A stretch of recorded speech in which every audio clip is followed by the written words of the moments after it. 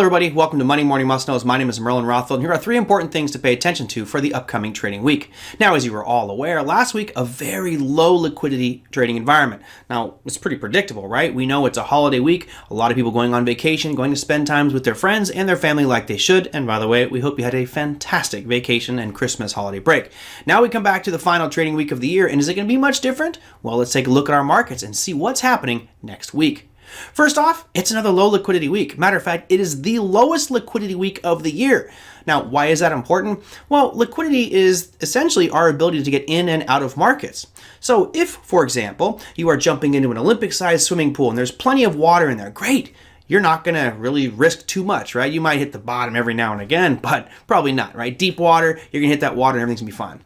But if you go into a low liquidity pool, meaning let's say the pool is 1/3 full of water and you dive off the diving board, you might hit your teeth on the bottom and have some injury. That's kind of an analogy. I know it's a bad analogy, but when you have a low liquidity market, things can move very quickly with not a lot of transactions. And the last week of the year is no exception. Yes, we have a full 5 days of trading, but there's going to be a lot of low liquidity environments. So be careful out there. The best thing to do, just stay away from the markets for the final week. But if you do, let's talk about some things that are happening. We go from low liquidity to 10-year bonds. Now, this isn't really intended to be part of the Monday Morning Must Knows, but really it's an informative piece telling you why this is so important and what the trends are. You'll notice that on the 10-year bonds, we've had a pretty pronounced downtrend going all the way back into 2018. But lo and behold, now we're seeing a series of higher lows, and those highs are staying about the same. This is what is called an ascending triangle.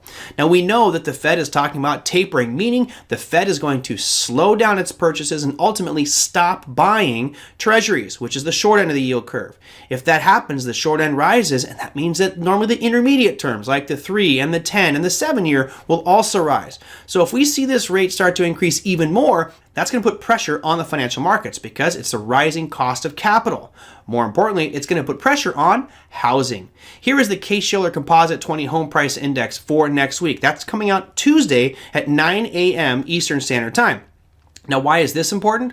It's critical because, as you've noticed, there's been a massive move over the past 2 years in the value of homes. Right now, you're looking at a 19.1% year-over-year increase in the value of homes. I'm sure as homeowners, you're going, yes, we love it. Bring on the housing prices increase. Well, does this look normal to you? I mean, in all honesty, this is way too accelerated. Going all the way back into 2015 on the left-hand side of your chart, you can see we were under 5%, and here we are kissing 20. One of these things has to give, and if the bond market continues to rise, that means that there's going to be a demand and potentially a surge in the value of homes, but that will start to slow down the higher the bond prices get. So as the writing is on the wall for people to get higher rates, more people are probably looking to buy homes, and we'll get a good reading on that with that Shiller Composite 20 Home Price Index coming out Tuesday at 9 a.m. Eastern Standard Time. But wait, there's one more thing to look at, and that is pending home sales. So we look at the price of homes. Now, how many are actually selling? On Wednesday at 10 a.m. Eastern Standard Time, you can see we have pending home sales, which tells you the number of homes that are currently under contract to be purchased. Now, I just wanted to set a historical norm here, and that's this red line you see flying across your screen.